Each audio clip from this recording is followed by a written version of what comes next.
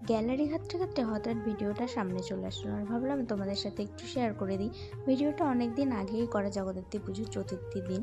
তো আমি আর মা রেডি হয়ে বেরিয়ে পড়েছিলাম ঠাকুর দেখতে।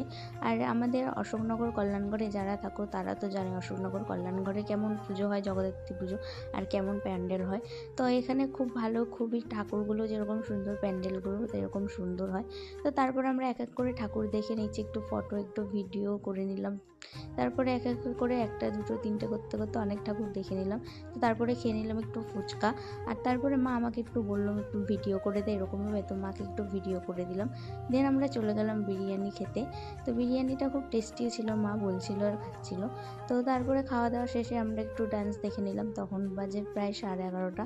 তো ডান্স দেখে আমরা বাড়ির দিকে এখন রওনা হব। তো ঠাকুর দেখতে দেখতে বাড়ির দিকে রওনা হয়ে গেছে, আর এই যে আমরা বাড়ির দিকে পৌঁছেও গেছি। তো আজকের ভিডিওটা এ পর্যন্তই।